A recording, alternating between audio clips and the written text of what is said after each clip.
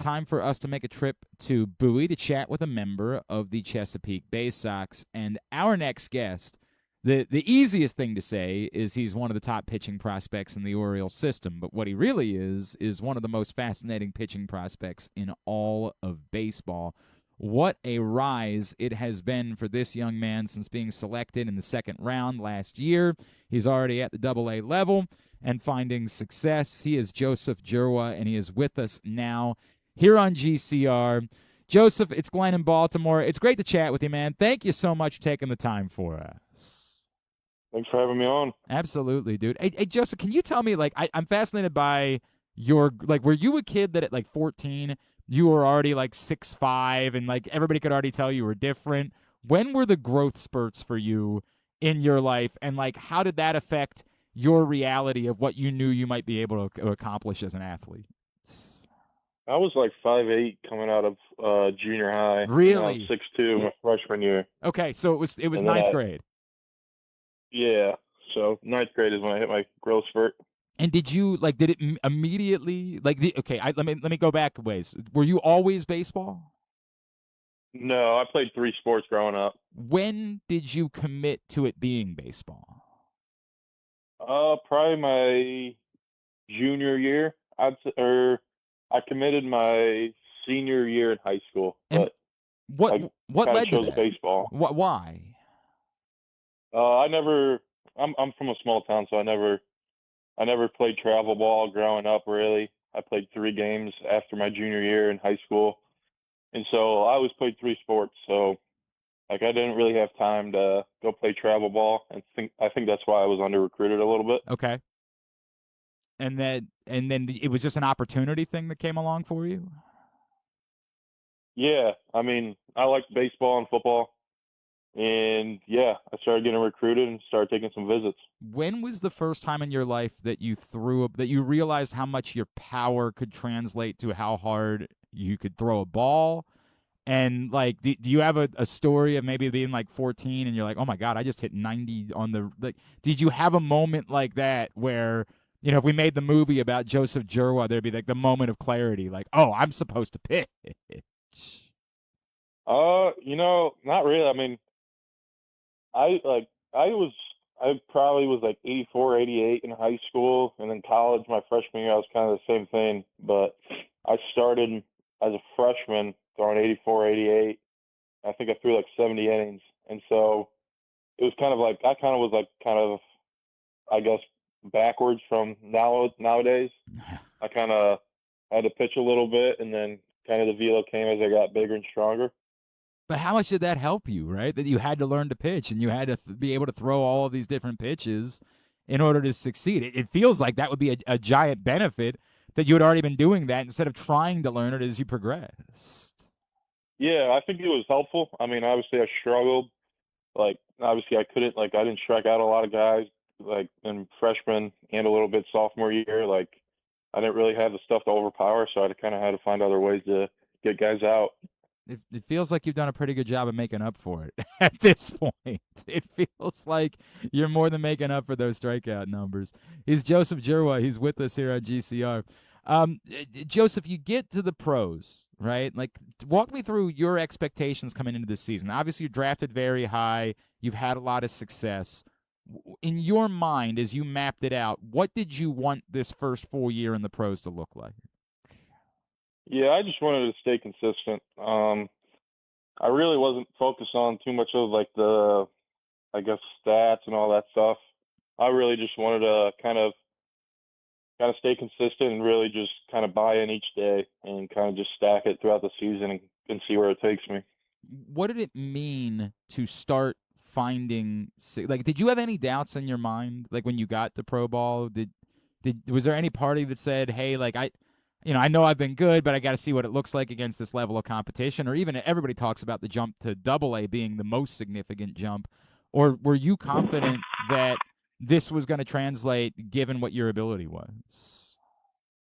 Uh, like, I think when you can control what you can, I think that's most important. I mean, that's what, like, our pitching coach at Michigan State preached a lot. And so just, like, kind of executing pitches and stuff. I mean, I knew I had to get a breaking ball, and get like, obviously get that usable. And I think that's came along pretty well. So Do you feel like, given your age, given your experience in college, did you feel like you might be someone that might be able to move along a little bit quicker than most guys? I don't know. I mean, maybe a little bit. I was like, I threw a lot of innings in college, so I had Yeah. a lot of experience. It goes. I mean, it certainly helps. It makes a difference. There's no doubt about it. I asked this to JT, and I know you and JT have had a relationship since getting into the organization together. But you were you aware about the Orioles' history not really taking a lot of pitchers early? And when you found out, what did it mean to you that you were someone that they were like, hey, we need, even though this isn't what we usually do, we need to go get this guy early in the draft, despite the fact that that's not typically the way that we go about doing things. Yeah, I think. I mean, obviously there's the history and stuff, but like obviously, like you said, just them taking you shows them that they believe in you. I mean, JT and I, like we've been on, we were with each other since the draft, and so I think it was pretty cool. Um, but yeah, I mean, we've kind of been together, and we've kind of been keep plugging along. He is Joseph Dzierwa, and he is with us here on GCR as we are chatting with one of the top pitching prospects, of course, in the Orioles system. Joseph, tell me about you, right? Like, obviously a three-sport athlete. Tell me about what it is that besides baseball, what are you into? When you guys have a Monday, how are you trying to spend it? Like, give me a little bit about what it is that kind of makes you tick. I like golfing. I think Okay, golfing and pitching is pretty similar. walk me through that. How does going out and playing around a golf maybe help you as a pitcher? I mean, you think about it, like on a day, I'll shoot like maybe mid 70s, high 70s, and so I think of it just the same way as pitching. Like you have that many like pitches, kind of, and so Huh. like you could hit the perfect shot and stuff, just like throwing the perfect pitch. But sometimes wind might grab it, or the hitter might hit it and get a bloop and stuff like that. So I think it's a lot just like controlling what you can. It's very interesting to me. You said you were a golfer. You didn't say you were a scratch golfer. Like, holy smokes, dude! You're shooting mid to high 70s. Like, how long have you been playing? Probably since COVID. Really? And like, was it something that you immediately had a passion for? Like, as soon as you went out and started playing? Oh yeah, I mean, I got addicted to it pretty quick.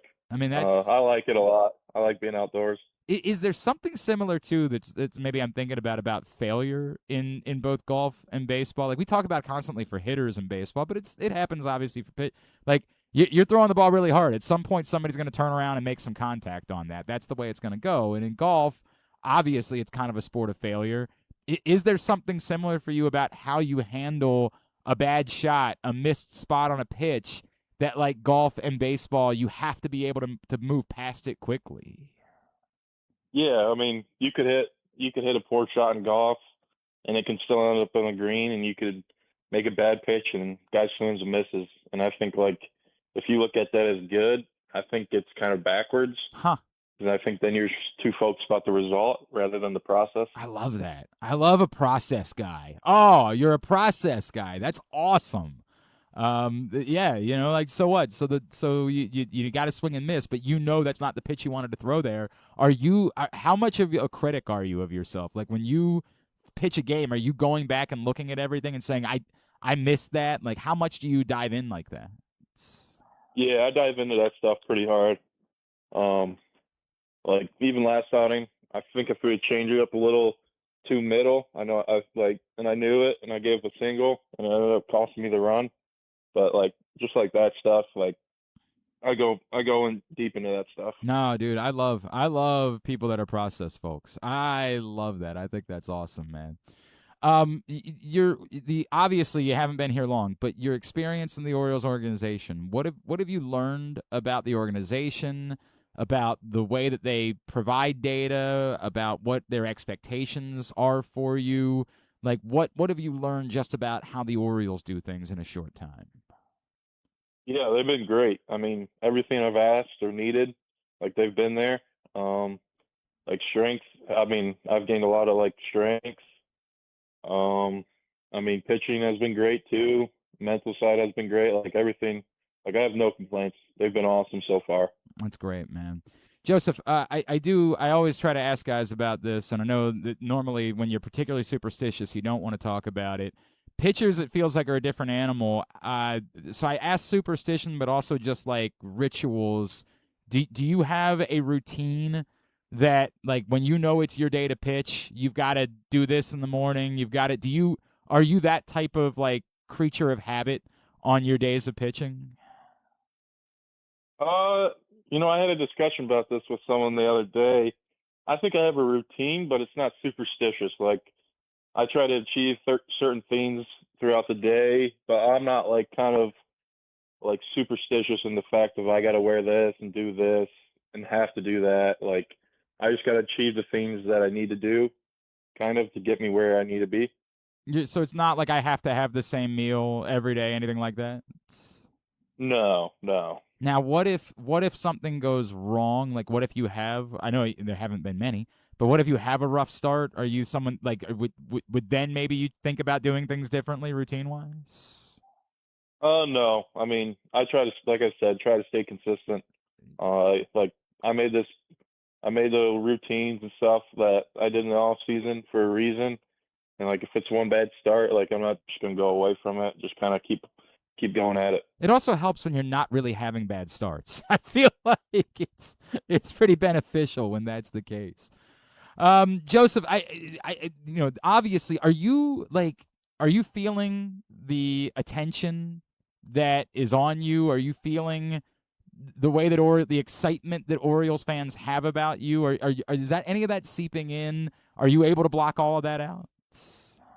Yeah, I try. I mean, like I don't really pay too much attention to that stuff. Like I said, I just try to control what I can, execute pitches, and attack each day. I appreciate that, man. Have you always been like this? It feels like this is just sort of what the way that you are. Like you seem very very cool. Like very nothing gets to me. I'm not rattled easily. Has that always been the case for you?